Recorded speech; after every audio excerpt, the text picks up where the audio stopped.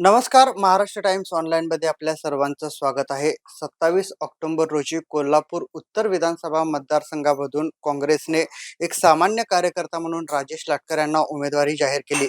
28 तारखेला या उमेदवारीला विरोध करत काँग्रेस कार्यालयावर दगडफेक झाली आणि 27 माजी नगरसेवकांनी हा उमेदवार नको आणि उमेदवार बदला म्हणून एक पत्र जे आहे ते सतेज पाटील यांच्याकडे देण्यात आलं.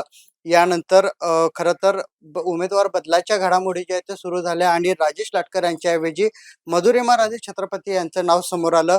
मधुरिमा राजे छत्रपती यांनी आपला काँग्रेसकडून उमेदवारी अर्ज दाखल केला आणि राजेश लाटकर जे आहेत ते अपक्ष उमेदवारी अर्ज दाखल केले.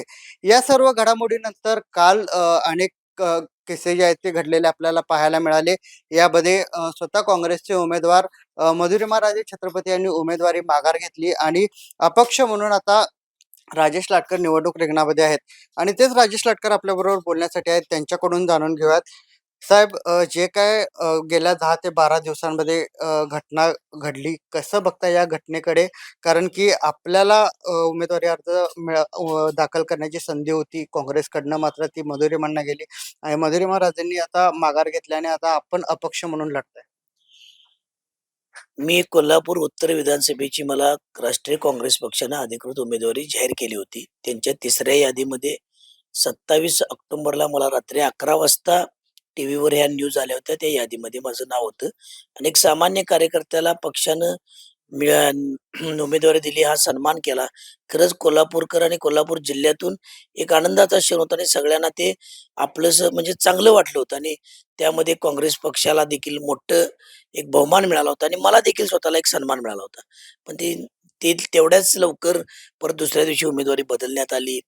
परत त्या मधुरिमा राजेताईंना ती उमेदवारी देण्यात आली आणि त्यानंतर फॉर्म भरण्यात आले. मग मला माझी उमेदवारी का नाकारण्यात आली याची काही पण उत्तर मिळाली नव्हती. हे सगळ्या कोल्हापूरकरांनी देखील बघितलं होतं. त्यामुळे मी स्वतः अपक्ष लढायचा माझ्या कार्यकर्त्यांनी, परिवाराने निर्णय घेतला, की आपण आपला सन्मान राखायचा. आपल्याला कळलंच नाही, की का उमेदवारी नाकारली म्हणून आपण अपक्ष उभा राहायचा निर्णय घेतला होता. त्या पद्धतीनं काल माघारीचा दिवस होता निवडणूक कार्यक्रमाप्रमाणे. मी माझ्या नियोजित कार्यक्रमामुळं मी देवदर्शनला कालचा दिवस निश्चित केला होता आणि मी सगळीकडे कर्नाटकात आणि बाळूमामा, आमचं स्तवनिधी, निप्पाणीच्या पुढं असं करत मी देवदर्शन करत मी चिन्ह वाटपाच्या मीटिंगला आलो, की त्यावेळी मला हे सगळं समजलं.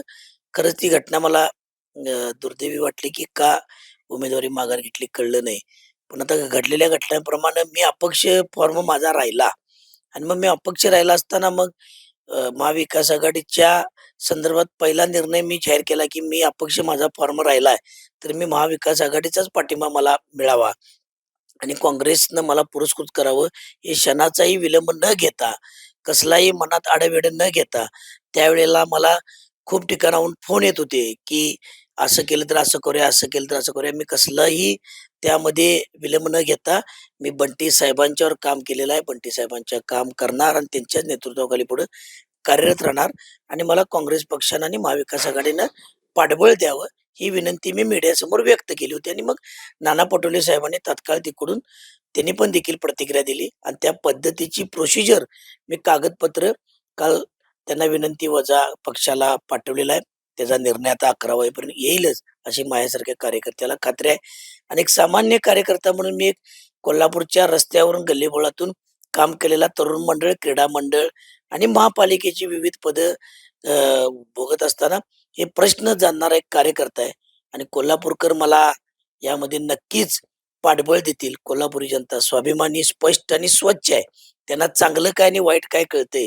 म्हणून जगात भारी आम्ही कोल्हापुरी म्हटलं जातं. ते या कारणासाठीच खरं ते खरं, खोटं ते खोटं, चुकीचं ते चुकीचं, बरोबर ते बरोबरच म्हणणारे हे लोक आहेत. त्यामुळे माझ्यासारख्या कार्यकर्त्याला ते नक्की पाठबळ देतील आणि मला विधान भवनात पाठवतील आणि या सगळ्याच्या माध्यमातून कोल्हापुरात एक चांगलं काम मी महाविकास आघाडीच्या नेतृत्वाखाली करून दाखवतो, एवढी मी ग्वाही देतो. अगदी तुम्ही अशी जरी ग्वाही देत असला, तुमची उमेदवारी नाकारण्यात आली, याचं एक कारण म्हणजे तुमचे सहकारी काँग्रेसमधल्यांनी तुम्हाला केलेला विरोध आणि यानंतर आता तुम्ही पुन्हा अपक्ष लढत असताना तुम्ही पुन्हा काँग्रेसकडेच जाताय. ह्या सर्वांवर हे सर्व तुम्हाला जे विरोध केले ते तुम्हाला आता पुन्हा पाठबळ देतील वाटतंय का? नाही, आमचा आमचा हा घरातला विषय होता. आता त्या गोष्टी सगळ्या घडून गेलेल्या आहेत. एक समवयस्क असताना आपल्यातला तो प्रसंग असतो. तो आम्ही घरातला विषय घरात संपवू. अगदी काल सतेज पाटील यांना अश्रू अनावर झाले. ते रात्री व्हिडिओ त्याच्या समोर आलेले आहेत. व्हिडिओ पाहून काय वाटतो एकंदरीतच काय तुमच्या नेत्यांना अश्रू अनावर होत आहे? नाही, ते खरंच अत्यंत दुर्दैव आहे. आमच्या या कणखर नेतृत्वाला अशा प्रसंगाला सामोरं जाणं, ते आम्हाला कार्यकर्त्यांना देखील मनात, आमच्याही अंतःकरणात जाळ झाला. हे असे प्रसंग घडू नयेत यासाठी भविष्यात आम्ही सर्वांनी त्यातून बोध घेणं गरजेचं आहे. खरं तर शाहू महाराज आता सोशल मीडियावरून व्हायरल होऊ लागलेत मेसेज, की छत्रपती घराणं असेल, शाहू महाराज असेल, त्यांनी सतेज पाटलांना फसवलं आणि याचा बदला घेतला जाणार अशा पद्धतीचे अनेक मेसेज जे आहेत ते आता व्हायरल होऊ लागलेले आहेत.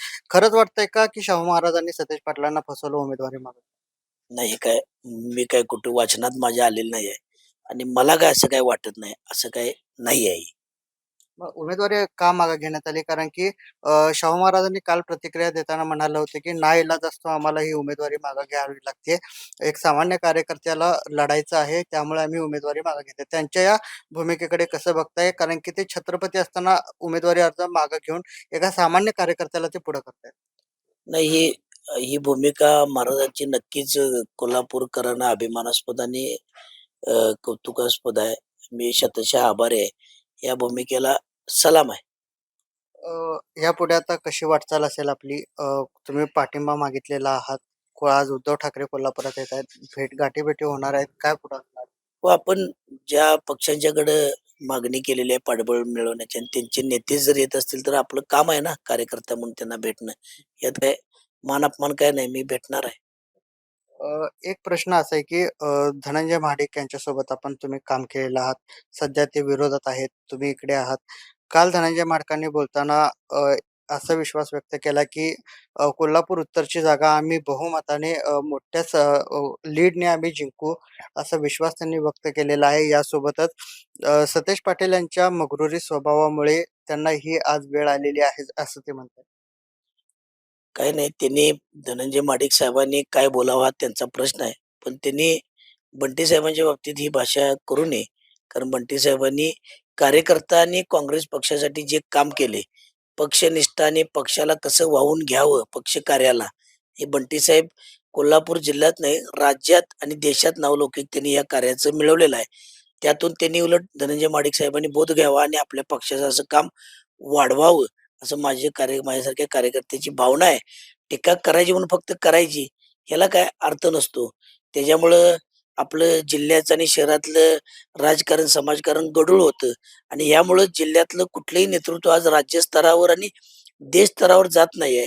हे उलट सर्वपक्षीय लोकांनी ज्याच्यात गुणवत्ता आहे, त्याला पाठबळ द्यावी आणि ती आज गुणवत्ता सतेज उर्फ बंटी पाटील साहेबांच्यात आहे. हे कुठलाही पक्षातील कार्यकर्ता आणि कोल्हापूरकर मान्य करतील. त्यामुळे हे त्यांनी अशा पद्धतीनं महाडिक साहेबांनी बोलू नये. अगदी धनंजय माडकांच्या जवळचे असलेले सत्यजित नाना कदम, जे आपल्याच भागामध्ये राहतात आणि आपल्या दोघांची एक विरोध असतो. ते आज भाजपला सोडचिठ्ठी देऊन शिंदे गटासोबत जाणार आहेत. याकडे कसं बघताय? कारण की आता भाजपबद्दलच एक मोठा नेता आता फुटतोय. मग हेच तर धनंजय महाडिक साहेबांनी आत्मचिंतन करावं आणि आपल्या पक्षामध्ये काय चाललंय हे बघावं. आमच्यात काय झालं तर आम्ही परत बंटी साहेबांच्या नेतृत्वाखाली आम्ही एकत्र आमचं आम्ही काम करू शकतोय आणि करणार. उगीचच त्यांनी फक्त बंटी साहेबांच्यावर बोलून आपल्या पक्षातलं स्थान बळकट करण्यापेक्षा त्याने आपलं स्वतःच्या पक्षात आणि स्वतःच्या घरात काय चाललंय ते बघावं. शेवटचा प्रश्न, विजयाची किती खात्री वाटते? कशा पद्धतीने निवडणूक आता सामोरे विजयाची खात्री अशी या कारणास्तव वाटते, की कोल्हापूरकर हे मतदार हा स्वाभिमानी आणि अभिमानी मतदार आहेत. चांगलं ते चांगलं, वाईट ते वाईट असं करणारे हे मतदार आहेत आणि माझ्यासारख्या सामान्य कार्यकर्त्याला ते उचलून धरतील, पाठबळ देतील यात शंका नाही. कारण त्यांच्यासमोर आमचं काम, आमचं वागणं, आमचा व्यवहार, आमची नैतिकता हे सर्व कोल्हापूरकर मला केसापासून नक्कापर्यंत ओळखतात, माझ्या परिवाराला ओळखतात. त्यामुळं ते माझ्यासारख्या कार्यकर्त्याला पाठबळ देतील आणि कोल्हापूरची सेवा अनेक 5 वर्षासाठी एक आमदारकी एक घटनात्मक पद आहे. ते काय माझी मालकी नाही आहे, हे मानणारा एक कार्यकर्ता आहे. त्यातून मी कोल्हापूरची आज जी अवस्था झाल्या, त्यातून नक्कीच कोल्हापूरकरांना बाहेर काढू शकतो. त्याचा मला अभ्यास आहे, त्याचं नियोजन आहे आणि मला कसल्याही बाबतीत काम करण्यात आम्ही कधीही आढेवेढे न घेता कितीही कष्ट करावे लागले तरी चालेल, ते काम आपण पूर्ण करतो हे कोल्हापूरकर जाणतात. त्यामुळे ते नक्की मला विजयी करतील आणि महाराष्ट्राच्या विधान भवनात पाठवतील, असा माझा आशावाद आहे. अगदी धन्यवाद. तर हे होते राजेश लाटकर. सध्या अपक्ष म्हणून ते निवडणूक रिंगणामध्ये उतरलेले आहेत. महाविकास आघाडीचा पाठिंबा घेण्याचं त्यांनी पत्र जे आहे ते आता दिलेलं आहे. आज उद्धव ठाकरे कोल्हापुरात येत आहेत. सतेज पाटील यांच्यासोबत देखील त्यांची भेट होणार आहे आणि या सर्व पार्श्वभूमीवर आता कोल्हापूर उत्तरमध्ये काँग्रेसचा हाताचा पंजा जरी चिन्ह नसलं तरी प्रेशर कुकर जे आहे ते यावर आता राजेश लाटकर हे निवडणूक लढणार आहेत. त्यामुळे ही पुढील निवडणूक कशा पद्धतीने लढली जाणार, एक सामान्य कार्यकर्त्याला कोल्हापूरकर साथ देणार का, हे देखील पाहणं महत्त्वाचं असणार आहे.